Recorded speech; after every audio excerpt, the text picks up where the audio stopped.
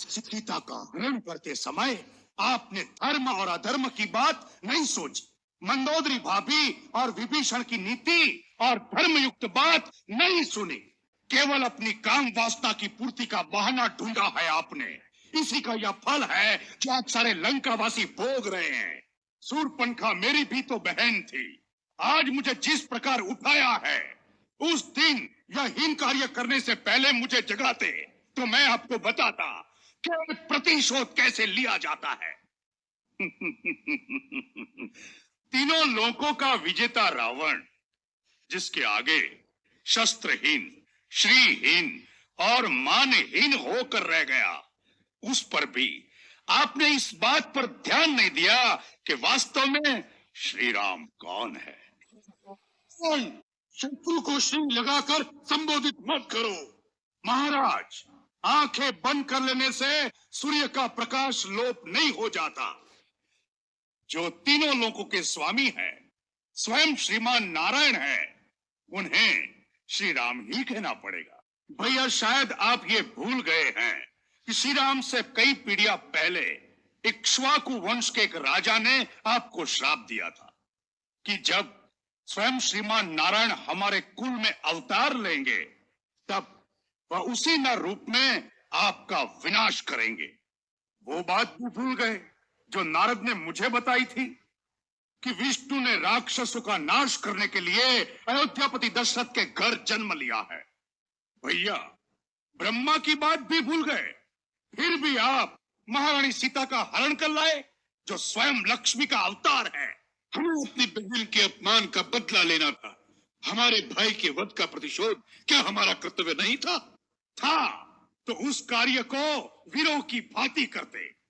चोरों की भांति एक स्त्री का हरण करके क्या आपका मस्तक गौरव से ऊंचा हो गया है? सूर्पणखा मेरी भी तो बहन थी। आज मुझे जिस प्रकार उठाया है, उस दिन यह हीन कार्य करने से पहले मुझे जगाते तो मैं आपको बताता कि प्रतिशोध कैसे लिया जाता है। कुंभकर्ण, यह समय शास्त्र सुनाने का नहीं है। हर बात अपने अपने समय पर ठीक लगती है। यही तो मैं कहना चाहता हूं भैया कि आपने उचित समय पर उचित बात नहीं की। नीति कहती है कि पुरुष को धर्म, अर्थ और काम का सेवन उचित समय पर ही करना चाहिए। जैसे प्रातः काल धर्म का, मध्याह्न काल में अर्थ सेवन का और रात्रि में काम सेवन का विधान है। इन तीनों में भी धर्म श्रेष्ठ है। अतः जहां अर्थ और काम का सेवन धर्म विरुद्ध हो, वहां उन दोनों की उपेक्षा करके धर्म के अनुसार ही चलना चाहिए। सीता का हरण करते समय आपने धर्म और अधर्म की बात नहीं सोची। मंदोदरी भाभी और विभीषण की नीति और धर्मयुक्त बात नहीं सुनी। केवल अपनी काम वासना की पूर्ति का बहाना ढूंढा है आपने। इसी का यह फल है जो आज सारे लंकावासी भोग रहे हैं। एक गुरु या आचार्य की भांति हमें उपदेश सुनाना है तो जाओ, जाकर फिर से सो जाओ। हमें तुम्हारी कोई आवश्यकता नहीं है। यह समय है संकट का। इस समय तुम्हारा क्या कर्तव्य है, वही बात करो। मान लिया हमने भ्रम से नारायण को नहीं पहचाना। मान लिया अपने चित्त के मोह में एक स्त्री का हरण कर लिया। मान लिया अपने गौरव और अहंकार में हमने किसी का परामर्श नहीं सुना।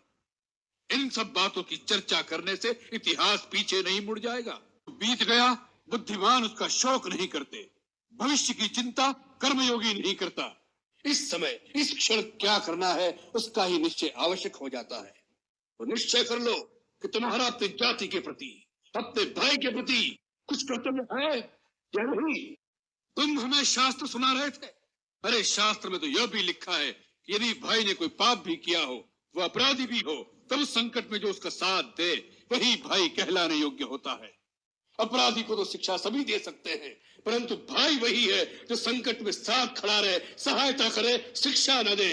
सोच लो, रावण के कारण ही सही, परंतु रावण के साथ राक्षस जाति का विनाश हो जाए, यह तुम्हें स्वीकार है या नहीं? तर्क का समय नहीं है। यदि मन में कोई संशय है, यदि कर्तव्य का पथ साफ दिखाई नहीं देता, तो युद्ध में जाने से कोई लाभ नहीं। जाओ, जाकर सो जाओ।